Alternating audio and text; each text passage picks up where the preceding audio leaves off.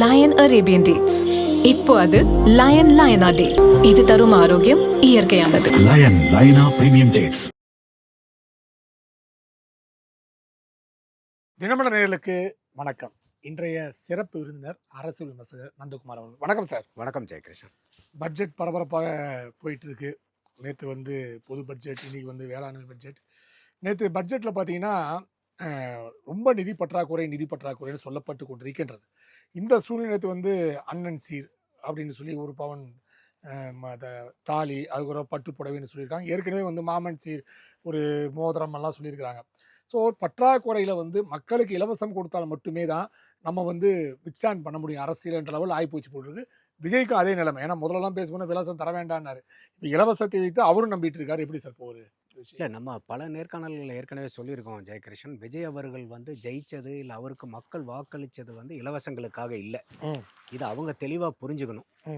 அவங்களுக்கு இந்த திமுக அண்ணா திமுகவிட்டிருந்து ஒரு விடுதலை வேணுங்கிறது தான் மக்களுடைய எதிர்பார்ப்பு. இன்னும் குறிப்பாக சொல்ல போகணுன்னா, இவங்க தாவேக்காவுடைய மேஜர் ஃபோக்கஸாக இருக்கக்கூடிய ஊழல் ஒழிப்பு, லஞ்ச ஒழிப்பு, இதற்கு தான் மக்கள் விஜய் ஐயா அவர்களை தேர்ந்தெடுத்து இன்றைக்கி உட்கார வச்சிருக்கிறது. இன்னைக்கு ஐயா விஜய்க்கே ஒரு இக்கட்டான சூழ்நிலை எதுனாக்கா அவங்க கொடுத்த வாக்குறுதி தான். அது நம்ம தேர்தலுக்கு முன்னாடியே சொல்லியிருக்கிறோம். எதற்கு இந்த மாதிரி வாக்குறுதி இவ்வளவு தூரம் கொடுக்குறீங்க? நீங்கள் இலவசங்களை கொடுக்க முடியாதுன்னு சொல்லியிருக்கலாம்ல. இதே தான் உங்களை பின்னாடி ஹாண்ட் பண்ணணும்னு நம்ம சொல்லியிருந்தோம். அது என்ன பண்ணாங்கன்னு தெரியல. இலவசங்களை அள்ளி விட்டுருக்காங்க. பட் எனக்கு இந்த பட்ஜெட்டில் ஒரு சந்தோஷம் என்ன அப்படின்னு கேட்டிங்கனாக்கா, இருக்கக்கூடிய நிதி நிலைமையை வச்சு அட்டகாசமான பட்ஜெட்டுன்னு சொல்ல முடியாது, ஜீரோ பட்ஜெட்டுன்னு சொல்ல முடியாது, ஒரு பெட்டர் தேன் ஆவரேஜ் டீசெண்டான பட்ஜெட்டு. ஆனால் இது நீங்கள் சொன்ன மாதிரி இந்த 2 இலவசங்கள் தவிர ஏற்கனவே அந்த 200 யூனிட் அவங்க கேட்டது, அது ஏற்கனவே கொடுத்துருக்காங்க. அதுக்கப்புறம் இப்போ இந்த தாய்மாமன் சீர், இந்த அண்ணன் சீர், இதை தவிர மீதி அரசியல் நிர்பந்தங்களுக்காக எந்த இலவசங்களையும் அவங்க இதில் அறிவிக்கல. அது வரைக்கும் நமக்கு பெருத்த சந்தோஷம். இல்லை, ஒருவேளை உள்ளாட்சி தேர்தல் நெருங்கும் போது அதெல்லாம் வருமா? இல்லை, எனக்கு தெரிஞ்ச, ஏன்னா உள்ளாட்சி தேர்தல் தான் அவங்களுடைய நோக்கங்கிற மாதிரி இருந்தால், அந்த உள்ளாட்சி தேர்தல் அடுத்த பிப்ரவரி மாதம் ஜனவரி மாதமே நடத்திடுவோம்னு இவர் சொல்லிட்டு இருந்தார். யார்? நம்ம ஆதவர்ஜன் அவர். ஆமாம், புஷியானது சொல்லிட்டு. ஆமாம், அப்போ ஜனவரியில் நடத்துகிற மாதிரி இருந்தால் நீங்கள் அதுக்குள்ளாரெலாம் பட்ஜெட் பண்ண முடியாது. நீங்கள் அப்போ அதுக்கு முன்னாடியே நீங்கள் பண்ணணும். அப்போ இந்த நம்ம இன்னைக்கு தமிழ்நாட்டுக்கு இன்னைக்கு சற்று ஏறக்குறைய 10,98,000 கோடி பட்ஜெட்டட் பாரோயிங் இது வரைக்கும் அக்குமுலேட் ஆகிருக்கிறதுக்கு காரணமே இந்த இலவசங்கள்னால தான். இப்போ சில பேர் சொல்லுவாங்க, வெல்ஃபேர் ஸ்டேட் தானே சார், அதனால் இலவசங்களை கொடுத்தா என்ன தப்புன்னு. இலவசங்களுக்கு யாருமே முழுக்க எதிர்ப்பு இல்லை. அதாவது எப்பயுமே ஒரு தமிழில் பழமொழி இருக்கும், நெல்லுக்கு பாயிறது புல்லுக்கு பாயத்தானே செய்யணும். ஆனால் இங்கே புல்லுக்கு பாய்ஞ்சது போக மீதி நெல்லுக்கு பாயுது. அதுதான் நமக்கு பிரச்சனை. அப்போ நீங்கள் தேவையானவர்களை கண்டறிஞ்சு அவங்களுக்கு நீங்கள் 1000 ரூபாய் 5000 ரூபா கூட கொடுங்க. என்ன தப்பு இருக்கு போது? முடியாதவங்களுக்கு இல்லாதவங்களுக்கு கொடுக்கறதுல யாரு? மகாராஷ்டிராலாம் அது கொஞ்சம் ரொம்ப ஃபில்டர் பண்ணி தான் கொடுக்குறாங்க இல்லையா சார்? அப்போ அங்கே டிசர்விங்காக நீங்கள் கேண்டிடேட்ஸ் கொடுங்க, எந்த திட்டமாக இருந்தாலும். ஏன்னா என்ன ஆயிடுதுன்னா ஜெயகிருஷ்ணன், இப்போ இவங்களுக்கு இந்த நலத்திட்டங்கள்ங்கிறதே இன்னைக்கு அரசியல் கட்சிகளுக்கு வாக்கு சேகரிப்பு திட்டங்கள் தான் இது. மக்கள் மேம்பாட்டு திட்டங்கள் எல்லாம் இல்லை. அப்படிதான் அதிமுக திமுக மாறி மாறி மாறி இன்னைக்கு வாங்கி நீங்கள் கடன் நல்லது. அந்த கடன் எதுக்காக வாங்குறீங்கிறது தான் இங்கே பிரச்சனை. ஒட்டுமொத்தமாக கடன் தப்புன்னு நம்ம யாரும் சொல்ல மாட்டோம். இப்போ நம்ம ஒரு நம்மளே வீட்டுக்கு ஒரு கடன் வாங்குறோம்னு வச்சுக்கோங்களேன். நம்ம ஒரு ஃபாரின் டூர் போகிறதுக்காக ஒரு கடனை வாங்குறோம். அதே பார்த்தீங்கன்னா ஒரு நிலத்தை வாங்குறதுக்காக கடனை வாங்குறோம். ரெண்டுமே கடன் தான். ஆமாம். ஆனால் இந்த நிலத்தை வாங்குற கடனுக்கு நீங்கள் ஒரு 2 வருஷம் 5 வருஷம் ஆச்சுன்னாக்கா, நீங்கள் கடன் மாதிரி நீங்கள் வாங்கின கடனுக்கு மேலே 2 மடங்கு விலை உயர்ந்துடும். அதை விற்று நீங்கள் கடனை கட்டிட்டு கூட இன்னொரு அந்த மீதி இருக்கிற காசில் இன்னொரு இடத்த வாங்கலாம். கடனை வாங்கி ஃபாரின் ட்ரிப்புக்கு போயிட்டு வந்தீங்கன்னா அனுபவம் மட்டும்தான் மிஞ்சும். அவ்வளோதான். ஆமாம். அப்போ அது கெட்ட கடன். நீங்கள் ஃபாரின் போக வேண்டாம்னு நான் சொல்லலை. சம்பாரித்து காசை சேர்த்து அதில் ஃபாரின் போங்க. கடனை வாங்கிட்டு ஃபாரின் போகிறதுங்கிறது, அப்போது கடன்கிறது ரெண்டுமே கடன் தான். ஆனால் ஒன்று மோசமான கடன், இன்னொன்று நல்ல கடன். அப்போ இன்றைக்கி அரசாங்கங்கள் இன்றைக்கி எப்போ நீங்கள் நலத்திட்டங்களை கொடுங்க சார், நம்ம எதிர்ப்பில்லை சார். 1000 ரூபாய் என்ன சார், 10,000 கூட மாதம் கொடுங்க. சட்டியில் இருந்தால் எடுத்து கொடுங்க. சட்டியே இங்கே ஒன்றும் இல்லை, வரக்குன்னு சவுண்ட் இல்லை வருது தேய்ச்சா. ஆமாம். அப்படி இருக்கும்போது நீங்கள் கடனை வாங்கி கொண்டு போய் நலத்திட்டங்கள் பண்ணுறதுல நமக்கு மாற்று கருத்து இருக்குது. நீங்கள் கடனை எப்போ வாங்கணும்னா ஒரு முதலீட்டுக்காக நீங்கள் கடன் வாங்கணும். அப்போ நீங்கள் ஒரு 100 ரூபா முதலீடு போகிறீங்கன்னா அந்த 100 ரூபாய்க்கு மேலே உங்களுக்கு ரிட்டர்ன்ஸ் கிடைக்கும். அப்போ அந்த 100 ரூபா கடன் கட்டது வட்டி கட்டினது போக மீதி ஒரு அமௌண்ட் இருக்கும். அந்த அமௌண்ட்டை வச்சு நீங்கள் மக்களுக்கு நல்லது செய்யலாமே. ஏன் வந்து நம்ம அதை எதிர்க்கிறோம்னா இதுக்கு தான். ம். அப்போ வந்து இன்னைக்கு கடன் இது இந்த வகையில வந்து இந்த பட்ஜெட்டை பாராட்டுறது வந்து இன்னைக்கு அரசியல்வாதிகள் எல்லாமே, ஏன்னா இன்னைக்கு தாவேக்காவும் தேவைக்கு மீறி இலவசங்களை அறிவிச்சிருந்துச்சு. ஆமா. அப்போ அதெல்லாம் வந்து எதிர்க்கட்சிகள் இன்னைக்கு கேட்பாங்களேன்னு சொல்லி அதுக்கு நிர்பந்தத்துக்கு ஆளாகாம அவங்க வந்து ஒரு உள்ளபடி அந்த சார், இப்ப ஒரு என்ன 2 பிரச்சனைனா, திட்டத்தோட இந்த அரசியல் கட்சிகள்லாம் பார்த்தீங்கன்னா, தேர்தல் நேரத்துல வந்து பல அறிவிப்புகள அறிவிக்கிறாங்க. அதாவது மாரி இலவசங்கள் போன்ற விஷயம். அதாவது ஒவ்வொரு பேக் மக்களுக்கும் ஒண்ணு அறிவிச்சர்றாங்க. இஸ்லாமியருக்கு தனியா அறிவிக்கிறாங்க. ஒவ்வொரு ஜாதிக்கும் ஒண்ணு அறிவிச்சர்றாங்க. ஆனா, அந்த பேக் ஆஃப் மக்களுக்கு ஒரு கோரிக்கை தான். ஆனா, அரசுக்கு இது பலவேறு கோரிக்கையா வந்து கரெக்ட். சேருது. இது ஒரு பெரிய சுமையா வந்து கடைசியில முடியுது. ஆனா, மக்கள் பார்க்கும்போது எனக்கு ஏன் செய்யல? அப்படின்னு தான் கேட்கறாங்களே தவிர, அந்த சுமை என்பது வந்து பொதுமக்களுக்கும் புரிய மாட்டேங்குது. இது எப்படி வந்து இத சமாளிக்க போறாங்க சார்? இல்ல இப்ப அதாவது வந்து இது இது நம்ம குடும்பத்தை நிர்வகிக்கிறதுக்கும், நாட்டை நிர்வகிக்கிறதுக்கும் பெரிய வித்தியாசம்லாம் இல்ல. இப்ப ம். என்னுடைய குழந்தை வந்து பார்த்தீங்கன்னாக்கா, எனக்கு ஒரு 2 குழந்தைங்க இருக்காங்கன்னா, 2 குழந்தைங்க என்ன கேட்டாலும் வாங்கி குடுக்கணுங்கிறது தான் ஒரு தகப்பனுடைய எண்ணமா இருக்கும். ம். ஆனா, நம்ம அதுக்கு தகுந்த மாரி வருமானத்த பெருக்குனோம்னா, குழந்தைங்க கேட்கிறத பூரா வாங்கி குடுக்கலாம். ஐயோ! குழந்தைங்க கேட்கிறத பூரா நிவர்த்தி செய்யறது தான ஒரு அப்பாவினுடைய கடமை. அதுல மாற்று கருத்து இல்ல. ஆனா, அத சம்பாரிச்சு செய்யணுங்கிறது தான் நம்ம கருத்து. ஆமா. நீங்க குழந்தை வந்து கேட்கறதெல்லாம் வாங்கி குடுக்கணுங்க, கடன வாங்கி நீங்க எல்லாத்தையும் செஞ்சுட்டீங்கன்னா, அந்த குழந்தை வளர்ந்து வரும்போது, யாரு கடன்காரன் ஆக போறது? அந்த குழந்தைங்க தான். ம். அவங்க தலையில போய் நிக்க போகுது. அவங்க தலையில தான் இப்ப நிக்க போகுது. அப்ப அந்த குழந்தைங்களே வந்து கேட்கும், "ஏய்யா, நான் தான் குழந்தை கேட்டேன். உனக்கு எங்கேயா போச்சு அறிவு? ம். கடன் வாங்கி உனக்கு குடுக்க சொன்னேன் நானு." அப்படின்னு குழந்தைங்களே கேட்கும். ம். அந்த மாரி மக்களும் இப்ப யாருக்காவது வந்து பார்த்தீங்கன்னா, நம்ம இலவசம்னு குடுக்குறோம்னாலும், எங்கிருந்து அந்த இலவசம் வரும் ஜெயகிருஷ்ணன்? ம். காசு அரசாங்கத்துக்குன்னு தனியா டக்குன்னு ஒரு ஐயோ! என்னுடைய மக்களுக்கு வந்து இன்னைக்கு 10,000 கோடிக்கு நலத்திட்ட உதவி வேண்டும் ஆண்டவனேன்னொன்னே டக்குன்னு 10,000 கோடி விழுந்துருமா கல்லாக்குள்ளார? கண்டிப்பா இல்ல. காசு இல்லாம there is no free lunch. எதுவுமே இலவசம் கிடையாது. நீங்க வேணா பேர் இலவசம், விலை இல்லன்னு வச்சுக்கலாம். எல்லாமே காசு குடுத்தா தான் கிடைக்கும். ம். இப்ப நெறைய பேர் என்ன நெனச்சுக்கிறாங்க, இன்னைக்கு வந்து விவசாயிகள் அத்தனை விவசாயிகளுக்கும் கடன் தள்ளுபடி வேற இப்ப பேச ஆரம்பிச்சுறாங்க. ஆமா. அப்போ இன்னைக்கு விவசாய கடன்னா என்ன? நோட்ல இருக்கிறத எடுத்து விவசாய கடன் தள்ளுபடி ரப்பர எடுத்து அழிக்கிறதா அது? ம். அந்த கடன அரசாங்கம் கட்டணும். அந்த அரசாங்கம் கட்டணும்னா அரசாங்கத்துக்கு ஏது காசு? ம். நீங்க கட்டுற பணம், நான் கட்டுற பணம். இந்த ஒரு சினிமா படத்துல பாட்டு வரும் பாருங்க. என் பணம், பணம், பணம், உன் பணம், உன் பணம், பணம், பணம், என் பணம். அப்ப நம்ம பணம் தான் அரசாங்கத்து பணம். அப்போ இந்த இடத்துல தள்ளுபடினாக்கா உடனே ரப்பர் எடுத்து அழிக்கிறது இல்ல. அப்போ இது வந்து மக்கள் தெளிவா புரிஞ்சுக்கணும். அப்ப எதனால எதை கொடுக்க முடியும், எதை கொடுக்க முடியாது, எதை கொடுக்கணும், எதை கொடுக்கக்கூடாதுங்கிறதெல்லாம் இருக்கு. நீங்க டிசர்விங்கான ஆளுங்களுக்கு கொடுங்க, தப்பு இல்ல. தேவைப்படுறவங்களுக்கு தப்பு இல்ல. ஆனா இது என்ன ஆகுதுன்னா, ஐயோ இவங்களுக்கு கொடுத்துட்டு அவங்களுக்கு கொடுக்கலன்னா அவங்க ஓட்டும் இல்லாம போயிருமே.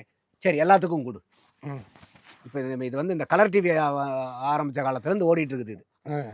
ஹீரோ தான் இந்த இந்த என்னது ப. சிதம்பரம் தான் சொன்னாருன்னு நினைக்கிறேன் அந்த டைலாக். இந்த தேர்தலினுடைய ஹீரோ கதாநாயகன் வந்து திமுகவினுடைய தேர்தல் அறிக்கைனாரு பாருங்க. அன்னைக்கு தமிழ்நாட்டுக்கு பிடிச்ச சனி தான். அன்னையிலிருந்து விடாம இன்னைக்கு துரத்துது அது. ஆமா. நீங்க சொல்லுங்க ஜெயகிருஷ்ணன், நீங்க அனுபவத்துல பார்த்துருப்பீங்க. எத்தனை வீட்டுக்கு நீங்க அது முதல் டிவியா போச்சுன்னு நினைக்கிறீங்க? பல வீட்ல வந்து அது 2வது டிவி பாத்ரூம்ல வச்ச டிவியா இருந்துச்சு. ஆ. சார் வீட்ல வந்துருச்சு. கிச்சன்ல வச்சு பார்ப்போம் சார் டிவி அப்படிதான் சொன்னாங்க. அந்த வீட்டுக்கு எதுக்கு டிவி? ஆமா. இல்லாத ஆட்களை நீங்க எடுங்க, டேட்டாவை எடுங்க. வீட்டுக்கு டிவியே இல்லைங்கிறவங்க இருக்காங்க. அந்த வீட்டுக்கு நீங்க டிவியை கொடுங்க, நியாயம். ம். ஆனா அவங்களுக்கு மட்டும் கொடுத்துட்டு இவங்களுக்கு கொடுக்கலாம், ஓட்டு விழுவாதே.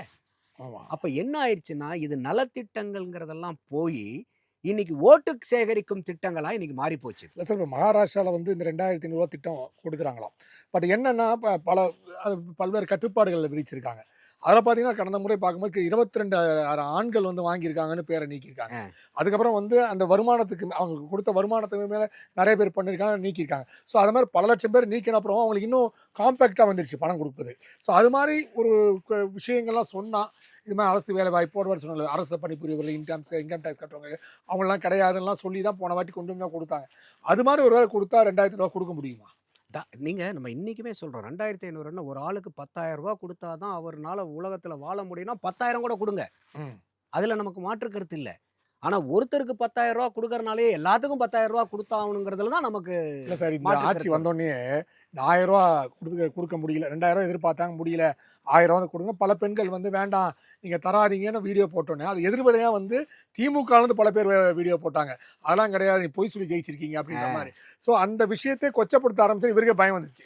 ஐய்யயோ! நம்ம வந்து செஞ்சது வந்து தப்பா போயிருமோ அப்படின்ட்டு அப்புறம் தான் அத பத்தி யோசிக்கிறாங்கன்னு திட்டம் வந்துச்சு. இல்ல நான் ஆரம்பத்துல இருந்தே சொல்லிட்டு இருக்கேன் ஜெயகிருஷ்ணன். இது வந்து ஐயா ஸ்டாலின் அவர்கள் பெருமையா சொல்லிட்டு இருந்தாரு. இது வந்து பாருங்க எங்களை பார்த்து திராவிட மாடலை பார்த்து இந்தியாவே நான் சொன்னேன் இது வந்து கேன்சர். ஒரு கேன்சர் வந்துச்சுன்னா உடம்புல அந்த பகுதியிலேருந்து உடனே வெட்டி தூக்கணும். ம். அதை விட்டுட்டீங்கன்னா எல்லா இடத்துக்கும் பரவும். ஆ. அப்ப எனக்கு கேன்சர் நோய் உடம்பு பூரா பரவுதேன்னு சொல்லிட்டு சந்தோஷப்படுறதா? ஆ. இன்னைக்கு இங்க நீங்க 1000 ரூபாய் கொடுத்ததை பார்த்து இன்னைக்கு மற்ற மாநிலங்கள்லாம் கொடுக்கறது கேன்சர் மாதிரி. அது ம். எந்த மாநிலத்துக்குமே அது ஏற்புடையது இல்ல. அப்போ இன்னைக்கு வந்து நீங்க ஒண்ணும் இல்ல. இப்ப இன்னைக்கோட இந்த 1000 ரூபாய் ஸ்கீம்ல வந்து பாத்தீங்கன்னா இப்ப 14,500 ரூபாய் கோடியோ என்னமோ அலோகேஷன் ஆயிருக்கு இந்த பட்ஜெட்ல. ஒரு 15,000 கோடி ரவுண்டா வச்சுக்கங்க. ம். இன்னைக்கு போன தடவை பெருமையா என்ன சொல்லிட்டு இருந்தாங்கன்னா, திமுகவுல பாருங்க நம்மளுது வந்து தனிநபர் வருமானம் வந்து 3 லட்சம் ரூபாய தாண்டிருச்சு. நம்ம வந்து பெரிய அளவுக்கு நம்ம இருக்கிறோம்னு சொன்னாங்க. 2025, 26 எக்கனாமிக் சர்வே ஆஃப் தமிழ்நாடுல ரிப்போர்ட்ட படிச்சீங்கன்னா, நம்ம தமிழ்நாட்டுல 38 மாவட்டம் இருக்கு ஜெயகிருஷ்ணன். அந்த 38 மாவட்டங்கள்ல வெறும் 8 மாவட்டங்கள் தான் மாநில தனிநபர் வருமானத்தை விட அதிகம். ம். மீதி 38 மாவட்டங்கள்ல 30 மாவட்டங்கள் நம்மளுடைய தனிநபர் வருமானத்தை விட வருமானம் குறைவா இருக்குது. ம். இந்த 8 மாவட்டங்கள் கூட இதே மெட்ராஸை சுற்றி இருக்கிற 4 முதல் செங்கல்பட்டு, சென்னை, திருவள்ளூர், காஞ்சிபுரம், அப்புறம் எடுத்தீங்கன்னா கோயம்புத்தூர், திருப்பூர், ஈரோடு, கிருஷ்ணகிரி. இந்த 8 மாவட்டங்கள்ல தான் நம்ம மாநிலத்தினுடைய தனிநபர் வருமானத்தை விட வருமானம் ஜாஸ்தி. மீதி 30 மாவட்டங்கள்ல கம்மி. அப்ப எங்க இருக்குது எல்லாத்துக்கும் வருமானம்? ம். எந்த இடத்துல எல்லாத்துக்கும் போய் வருமானம் சேர்ந்துருக்கு? அப்ப நீங்க அவங்க என்ன சொல்றாங்கன்னா, கடனை வாங்கி வாங்கி நாங்க வந்து படிக்க வச்சிருக்கிறோம், வேலை வாய்ப்பு கொடுத்துருக்குறோம். பாருங்க பெண்கள்லாம் வந்து மற்ற மாநிலத்தில் இருக்கிறது இங்க வந்து வேலை வாய்ப்புக்கு பெண்கள் வந்து அதிகமா போய்கிட்டு இருக்காங்க. சரி தான் வேலை வாய்ப்புக்கு அதிகமா போயிட்டு இருக்காங்க. அவங்களுக்கு 1000 ரூபாய். ம். நீங்களே சொல்றீங்க படிப்பை கொடுத்தோம், வேலை வாய்ப்பை கொடுத்தோம், அதிகமான லேபர் ஃபோர்ஸ் பார்ட்டிசிபேஷன் வந்து விமன் வந்து நம்ம மாநிலத்தில் தான் இருக்குங்க போது எதுக்கு 1000 ரூபாய் திருப்பி கொடுக்குறீங்க? அப்போ நீங்க கடனை வாங்குறது வந்து ஏற்கனவே நீங்க நல்ல விஷயங்களுக்கு பயன்படுங்க. கடன் ஒட்டுமொத்தமா நான் வேண்டானே சொல்லல. குட் டெப்ட்ன்னு இருக்கு, பேட் டெப்ட்ன்னு இருக்கு. நம்ம வர்றத பூராமே நீங்க கடனை வாங்கி இலவசங்களை கொடுத்துக்கிட்டு இருக்கோம். நீங்க வருமானத்தை பெருக்கி கொடுங்க. ம். நீங்க வருமானத்தை பெருக்கி 2000 ரூபாய் என்ன 10,000 ரூபாய்க்கு கூட வருமானத்தை பெருக்குங்க. அள்ளி அள்ளி கொடுங்க. யாரும் வேண்டானா? சார் திமுக நேற்று உதயநிதி சொல்லியிருந்தார், ஸ்டாலின் சொல்லியிருந்தார், என்னமோ ஒரு வாரமாக மீட்டிங் போட்டேன்னு நீங்கள் யோசிச்சேன், நீங்கள் பேசுனீங்கன்னு கடைசியில் பார்த்து எங்களோடத வந்து அப்படியே தான் மாற்றி கொடுத்துருக்கீங்க. ம். மாற்றம்னு எங்களை தான் மாற்றம் பண்ணி வச்சிருக்கீங்க, எங்கள் பேரை தான் மாற்றம் பண்ணி வச்சிருக்கீங்க. தாயுமானோர் பேரை மாற்றிட்டீங்க, கலைஞர் பேரை தூக்கிட்டு காமராஜர் பேரை வச்சுருக்கீங்க. ஸோ இந்த மாற்றம் தான் தவிர அதை அப்படியே ஸ்டிக்கர் விட்டுருக்கீங்களே தவிர வேற ஒன்றுமே நீங்கள் செய்யலைன்னு குற்றச்சாட்டு சாட்டிருக்கேன் சார். 2.25 மணி நேரம் பட்ஜெட் படிச்சாரு ஃபினான்ஸ் மினிஸ்டர். ம். இந்த 2.25 மணி நேரமும் இவங்க சொன்ன ஸ்கீம் தானே. அவர் சொல்ற ஸ்கீம் பூரா பார்த்தீங்கன்னாக்கா சற்று ஏறக்குறைய 8, 9 ஸ்கீம் சொல்றாரு. ம். இந்த 9 ஸ்கீம் தான் இந்த பட்ஜெட்லயே இருக்குதா? ம். அப்போ நீங்க இப்போ ஒன்றும் இல்லை. இப்போ நமக்கு இந்த திராவிட கட்சிகள் வந்து சற்று ஏறக்குறைய 67லேருந்து ஆண்டுகிட்டு இருக்காங்க. ஒரு 57, 59 வருஷம் ஆள்றாங்க. அதிமுக 31 வருஷமா பட்ஜெட் ஆண்டிருக்காங்கன்னாவே என்ன அர்த்தம்? 31 பட்ஜெட் போட்டிருக்காங்கன்னு அர்த்தம். இந்த 31 பட்ஜெட்டை என்னைக்காவது திமுக பாராட்டியிருக்கா எதிர்க்கட்சியா? இல்லை. அதே மாதிரி திமுக ஒரு 25, 26 வருஷம் ஆண்டிருக்குது. 26 பட்ஜெட் போட்டிருக்காங்க. இந்த 26 பட்ஜெட் நல்ல பட்ஜெட்னு சொல்லி என்னைக்காவது எதிர்க்கட்சிகள் சொல்லியிருக்கா? ம். அப்போ இது வந்து ஒரு பொலிட்டிக்கல் ரெட்டாரிக். எந்த ஆளுங்கட்சி பட்ஜெட் போட்டாலும் எங்கேயாவது எதிர்க்கட்சிகள் இல்லைங்க நல்லா பட்ஜெட் போட்டிருக்காங்கங்க, இது நல்லா இருக்குங்கன்னு ஒரு ஆள் சொல்லி பார்த்துருக்கீங்களா இது வரைக்கும்? இல்லை. மாநிலத்திலையும் நடக்காது, மத்தியிலையும் நடக்காது. ஆமாம். காங்கிரஸ் போட்டா பாரதிய ஜனதா குயோமியோன்னு குதிக்கும். பாரதிய ஜனதா பட்ஜெட் போட்டா காங்கிரஸ் குயோமியோன்னு குதிக்கும். ம். அப்போ இது வந்து அரசியல் எதிர்க்கட்சிகளினுடைய யதார்த்த நடவடிக்கை இது. அதனால அவங்க என்ன சொல்றாங்கங்கிறதே நமக்குள்ளார போய்க்க வேண்டியதில்லை. நீங்க வந்து இன்னைக்கு வந்து ஒரு லேப்டாப் கொடுக்குறீங்க. நீங்க லேப்டாப் யாருடைய ஸ்கீம் அது? ஜெயலலிதா அவங்களோட. அப்புறம் நீங்க எங்க ஸ்டிக்கர் அடிச்சீங்க? ம்.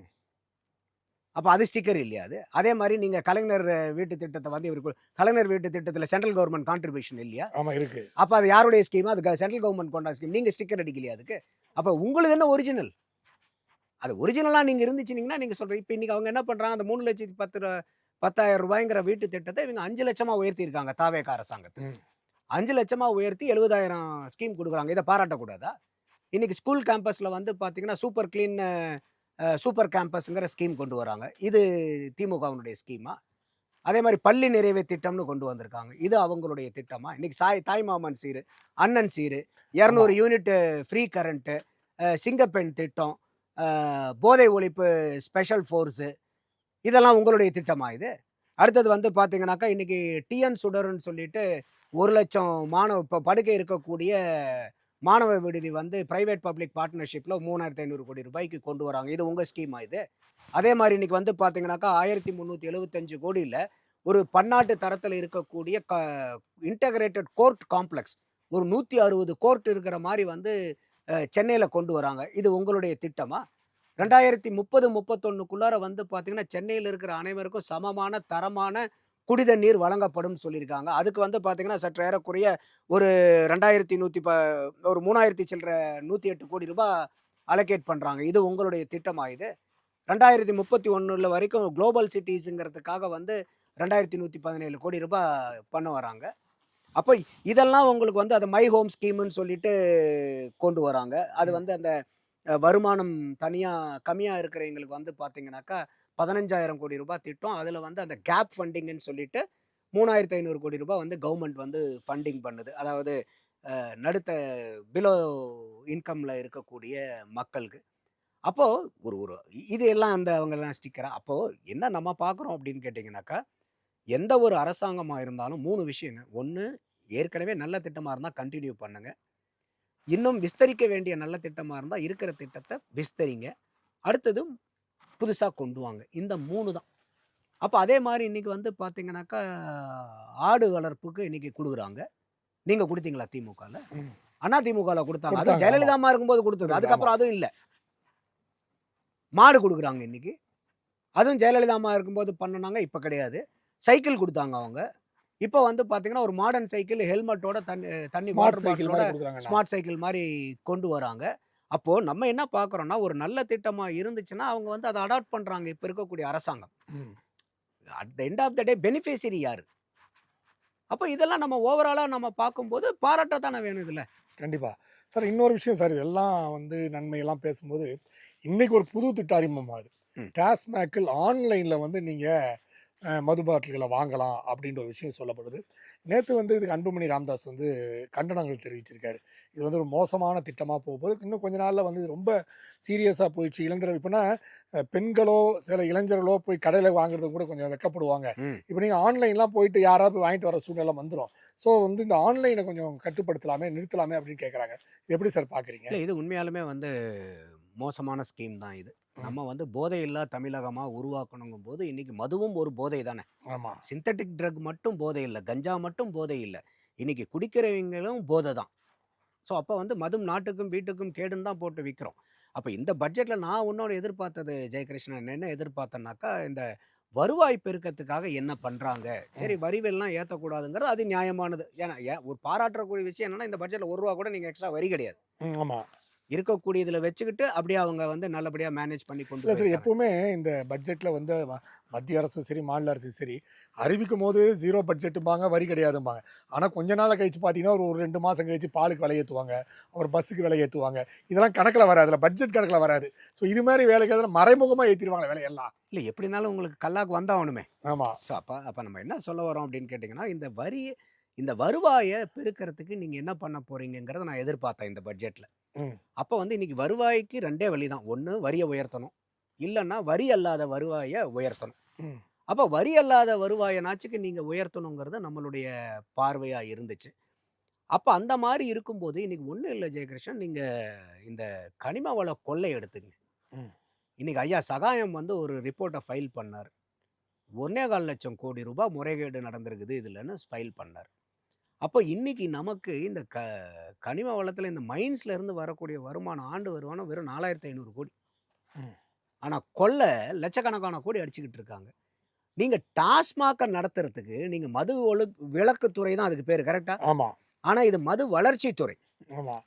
இப்போ நீங்கள் சொன்னது நியாயமானது. இப்போ இன்னைக்கு ஒரு பெண்ணோ ஒரு சிறுவனோ இல்லை வந்து அந்த ஒரு ஒரு ஒரு ஒரு பெரிய ஆட்களாக இருந்தால் கூட ஒரு கடையில் போய் வாங்குறதுக்கு கூச்சநாச்சப்பட்டுக்கிட்டு நாச்சுக்கு அந்த ஒரு பயத்தில் அந்த தயக்கத்தில் வாங்குற அளவு குறையும். நீங்கள் ஆன்லைன்னா யார் வேணால் எடுத்து ஆர்டர் பண்ணிடலாமே, எப்போ வேணால் வந்துக்கலாமே. அப்போ இன்னொருத்த வந்து குடிக்கணும்னா இன்றைக்கி வந்து டாஸ்மாக்கு போகணும். யாரா போய்கிட்டு வந்துக்கிட்டு மழை, இப்போ நீங்கள் மழை வரும்போது பூரா உடனே ஒருத்தன் ஆர்டர் பண்ணிடுவான் வீட்டில் உட்காந்து, நல்ல கதப்பாக இருக்கிறதுக்கு ஆன்லைனில் ஆர்டர் பண்ணுறாங்க. அப்போது ஒரு போதை, ஒரு கெட்ட பொருளை வாங்குறதுக்கு ஒரு மெனக்கடல் இல்லாத அளவுக்கு நீங்கள் கன்வீனியண்ட்டாக பண்ணினீங்கன்னா நீங்கள் போதையை ஊக்குவிக்கிறீங்கன்னு அர்த்தம். போதை எதிர்ப்பு இல்லை இது. அதை நம்மளுக்கே வந்து உடன்பாடு இல்லாத விஷயம் இது. அன்புமணி ராமதாஸ் சொல்கிறதுல வந்து எனக்கு முழுக்க உடன்பாடு உண்டு. அப்போ இந்த நான் டேக்ஸ் ரெவென்யூக்கு நீங்கள் வரும்போது நீங்கள் இந்த இந்த இந்த கருமத்தை இந்த இந்த இந்த டாஸ்மாக்கை விட்டுட்டு இதை ஒரு பிரைவேட்டு கூட கொடுத்துருப்பாங்க. நீங்கள் டாஸ்மாக் மூலியமா உங்களுக்கு அரசாங்கத்துக்கு வருமானம் என்ன? வரி தானே. ஆமாம். நீங்கள் இது தனியார் கொடுக்கறது மூலியமா அந்த வரி ஏதோ குறைஞ்சிருமா? அதிகம் முயற்சி பண்ண போகிறாங்கன்ற 50% வந்து முயற்சி பண்ண போகிறாங்க. முழுச்சா கொடுத்துலைங்கன்ற நான். உங்களுக்கு எதுக்கு நீங்கள் சாராய கடை நடத்துறதுக்கு? அரசாங்கத்துக்கு அதுவோ வேலை. அதை பிரைவேட் உங்களுக்கு வரி தானே சார். இன்னைக்கு தனியார்கிட்ட போனாலும் அந்த வரி இல்லாமல் போயிட போகுதா? ஆமாம். உங்களுக்கு வர வரி வருவாய் வந்துட்டு தான் இருக்க போகுது. இந்த பாட்டிலுக்கு 10 ரூபா ஸ்டிக்கர் ஒட்டுறது, 20 ரூபா வாங்குறது, அதில் பாருங்க இன்னைக்கு அவன் வந்து ஸ்ட்ரைக்கை பண்ணிக்கிட்டு நாங்கள் வந்து கடைக்கு போக மாட்டோம், அதை போட்ட மாட்டோம்னு என்னமோ அப்படியே பெரிய யோக்கிய சிகாமணிகளாட்ட யோக்கிய சிகாமணிகளாட்ட வந்து நின்றுக்கிட்டு நாங்கள் ஏன் 10 ரூபா வாங்குறோம் தெரியுமா, நாங்கள் ஏன் 20 ரூபா வாங்க தெரியுமான்னு கொள்ளை அடிக்கிறதுக்கு வந்து நீங்கள் ஜஸ்டிஃபிகேஷன் கொடுத்துட்டு இருக்கீங்க. இந்த துறை அரசாங்கத்துக்கு தேவையா? அதை விட்டுட்டு இதை கழட்டி விடுங்க. முதல்ல ஒளிங்க, இல்லைன்னா கழட்டி விடுங்க. இது கூட வந்து சீமான் கூட சொல்லியிருந்தார், இந்த டாஸ்மாக்கு பதில் ஆல்டர்னேட்டிவா கல்லை கொண்டு வரலாம். ஆமாம். கல்லும் போதைனாலும் இந்த டாஸ்மாக்கு அது பரவாயில்லங்கிற. ஏன்னா அது நீங்க வயிறுக்கு நம்புறதுக்கு மேல குடிக்க முடியாது. ஆமா. நீங்க அவ்வளவு குடிச்சிங்கனாலும் போதை வராது. ஆமா. அப்ப நீங்க அவனை போதையில போய்கிட்டு இருக்கிறவனு பின்னோக்கி தானே இழுக்கணும். அவனை நீங்க முன்னோக்கி ஆன்லைன் சிஸ்டம் அப்படி இப்படின்னு போனீங்கன்னா அவனை நீங்க முன்னோக்கி தள்ளுறீங்க, இன்னும் அதிகமா கூடுறான்னு. அதை விட நீங்க இந்த டாஸ்மாக்கை விட்டு ஒழிச்சிட்டு ஒரு கல்லுக்கு இது கொண்டு வாங்க. அதை விட அது குறைஞ்சலு. அவன் ஒரு வயசுக்கு வயிறு நம்பிட்டு அதுக்கு மேல குடிக்க முடியாது. அவன் அதுக்கு ஏதாவது ஒன்று அந்த போதை குறையறதுக்கு வாய்ப்பு இருக்கும். அதே மாதிரி அந்த கல் வந்துச்சுனாலும் கிராமிய பொருளாதாரம் அதிகமாகும், விவசாயிகளுடைய பொருளாதாரம் அதிகமாகும். நீங்கள் வந்து இந்த கடன் தள்ளுபடி பண்ணுறது அது பண்ணுறதெல்லாம் தேவையில்லை, அவங்களுக்கே ஒரு வருமானமாக மாறும் இது. ஸோ அப்போ இதெல்லாம் தொலைநோக்கு பார்வையில் நம்ம பார்க்கணும்னு நினைக்கிறோம். அப்போ இந்த இடத்துல இந்த டாஸ்மாக்கை கழட்டி விட்டுட்டு இன்னைக்கு நீங்கள் இந்த மைன்ஸ் மாதிரி பணம் கொளிக்கக்கூடிய துறை அது. அதுல வெறும் 4500 கோடி ரூபாய் தான் அரசாங்கத்துக்கு வரும். இன்னும் ஒரு பர்டிகுலரா ஒரு எக்ஸாம்பிள் வந்து ஒரு கேஸ் வந்திருக்கும், நீங்க கூட கேள்விப்பட்டிருப்பீங்க. ஒரு குறிப்பிட்ட இடத்துல 4230 கோடி ரூபாய் வரி வேண்டிய இடத்துல வெறும் 36 கோடி தான் தமிழக அரசுக்கு வருவாய் வந்திருந்துச்சு. 4230 கோடி ரூபாய் எங்க, 36 கோடி ரூபாய் எங்க?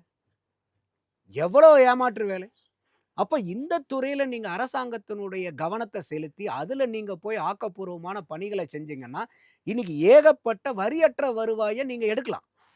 நீங்க இன்னொன்னு, இப்ப திமுகவாகட்டும் அண்ணா திமுக அவங்க எல்லாருமே சொல்றது வந்து பாத்தீங்கன்னா, நாங்க மாநிலத்தை வளர்த்தி இருக்கிறோம், இன்னைக்கு பாருங்க மொத்த மாநில உள்நாட்டு உற்பத்தியில நாம தான் 2வது இடத்துல இருக்கிறோம், 40,67,000 கோடி வந்து நம்மளுடைய உள்நாட்டு உற்பத்தி, சந்தோஷம். ஆனா இது எவ்வளவு வரி வருது?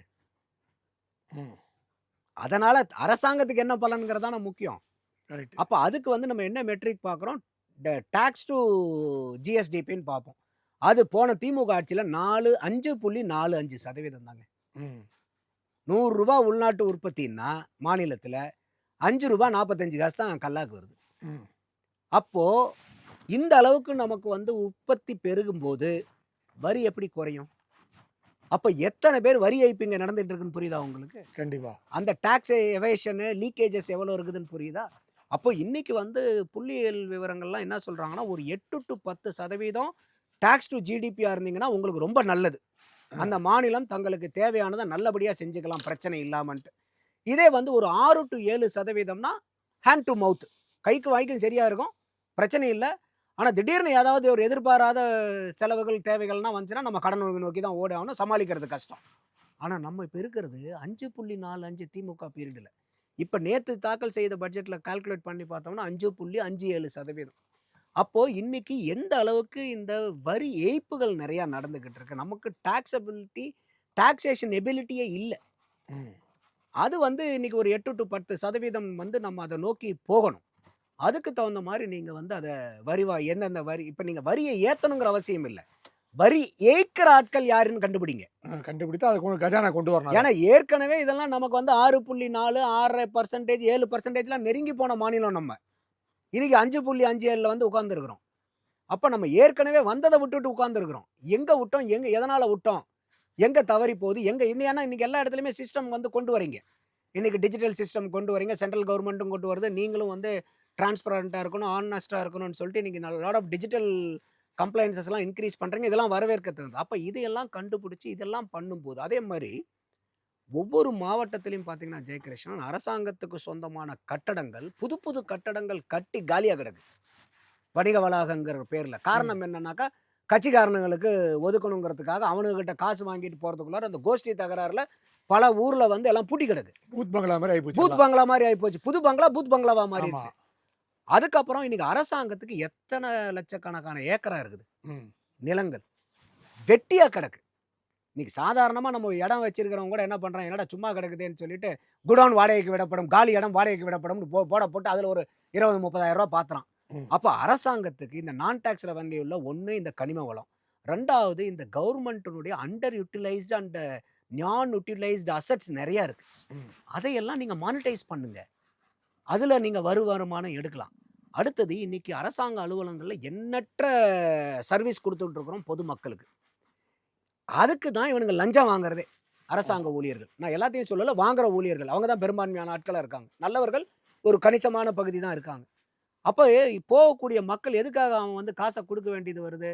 இல்லைங்க எனக்கு அவசரங்க, இவங்க வந்து இப்போ ஒரு மாதம் பண்ணுவாங்க, இதெல்லாம் எனக்கு டைம் இல்லைங்க, எனக்கு வந்து ஒரு 10 நாள் நாச்சுக்கு வேணுங்க அப்படின்னு சொல்லிட்டு அதுக்காக 1000 ரூபா 500 ரூபா 2000 ரூபா லஞ்சம் கொடுக்குறோம். நான் என்ன சொல்கிறேன், ஒரு சிட்டிசன் சார்ட்டர் போடுங்க. நீங்கள் என்ன சேவையோ, அரசாங்க சேவைகள் எது வேணா இருக்கட்டும், கட்டணம் இல்லா சேவை தான் அரசாங்கத்தை பொறுத்த வரைக்கும். அதுக்கு ஒரு நாள் ஃபிக்ஸ் பண்ணுங்க. ஜாதி சான்றிதழா ஒரு 15 நாள், வருமான சான்றிதழா 20 நாள், இறப்பு சான்றிதழா 15 நாள், இந்த மாதிரி ஒவ்வொரு சேவைக்கும் ஒரு சிட்டிசன் சார்ட்டர் டைம் டேபிள் போடுங்க. இது கட்டணம் இல்லா சேவை.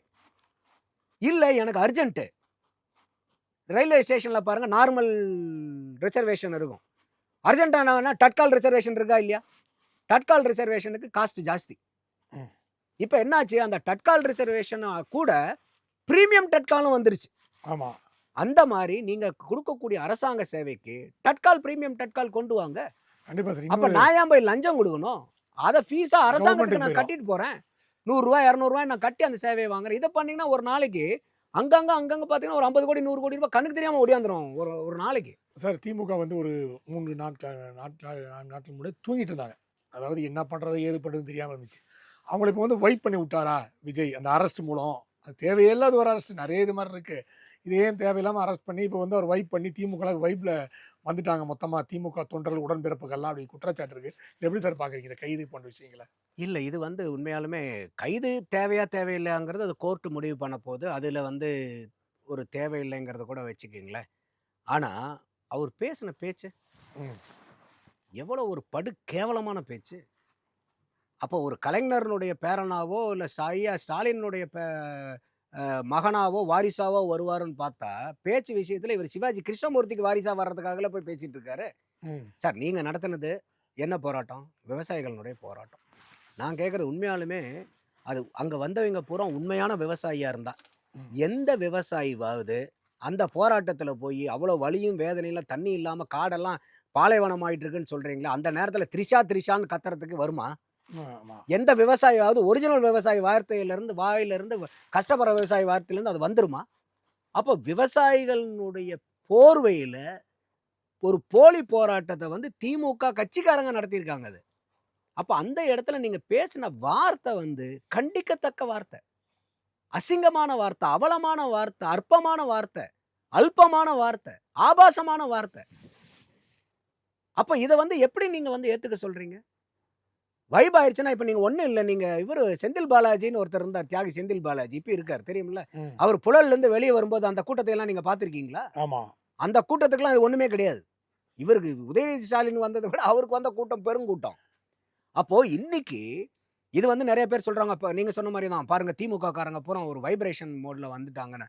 பொதுமக்கள்கிட்ட பூரா அவங்க வந்து ஹைபர்நெட் மோட்ல போயிட்டாங்க. இன்னைக்கு எந்த குடும்பத்திலையாவது, இப்ப ஐயா ஸ்டாலின் அவர்களுக்கு தங்கச்சி இருக்காங்க, ஃபோன் பண்ணி அண்ணா என்னண்ணா பேசினேன், உன்னை ஏதோ கைது பண்ணாங்களேன்னா என்னன்னான்னு கேட்டால் உதயநிதி ஸ்டாலினால சொல்ல முடியுமா நான் என்ன பேசினேன்னு? யோசிச்சு பாருங்க. இன்னைக்கு எந்த குடும்பத்திலையாவது இப்போ இந்த வைப்பு காட்டுறான்றீங்களே, அவங்க வீட்டில் இருக்கக்கூடிய மனைவி கிட்டேயோ அவங்க கிட்ட பெண் குழந்தைகள்கிட்டயோ அவங்க அம்மா கிட்டேயோ போய் என்னுடைய தலைவர் இதுதாம்மா பேசினார், இது என்னம்மா தப்பு, இது என்ன மகளே தப்பு, இது என்ன மனைவியே தப்புன்னு அவங்க வீட்டில் இருக்கக்கூடிய பெண்மணிகள் ஒருத்தர் சொல்லட்டும், நம்ம அப்போ ஏற்றுக்கலாம், பரவாயில்ல இவங்கெல்லாம் வைப்பு மோடில் இருக்கிறாங்க அப்படின்ட்டு. காரி துப்புறாங்க ஜெயகிருஷ்ணன். கண்டிப்பா இந்த வார்த்தையை ஆம்பளை பசங்க கேட்டால் கூட ஐயா இப்படிலாம் பேசுகிறாங்க. ஏன்னா இந்த மாதிரி பேச்சுக்களெல்லாம் ரசிக்க மாட்டாங்க யாருமே. அதெல்லாம் அந்த காலம். நீங்கள் இப்படிலாம் நாங்கள், ஏன்னா இது ஆரம்ப காலத்துலேருந்து இந்த ஆபாச பேச்சுக்களை பேசியே வெற்றி கொண்டான் விடுதலை விரும்பி போன்றவங்களாம் பேசிட்டு இருந்தாங்க. அதெல்லாம் ஏன் இப்போ நம்ம இவர் சிவாஜி கிருஷ்ணமூர்த்தி பேசிட்டு சிவாஜி இவர் பொன்முடி ஆமா. ஆ. வழக்கே நாங்கள் அந்த பார்த்துட்டாரு. காலத்தில் என்ன பார்த்தோன்னு சொல்லிட்டு பேசி எல்லாம் பிரச்சனை பண்ணார்ல.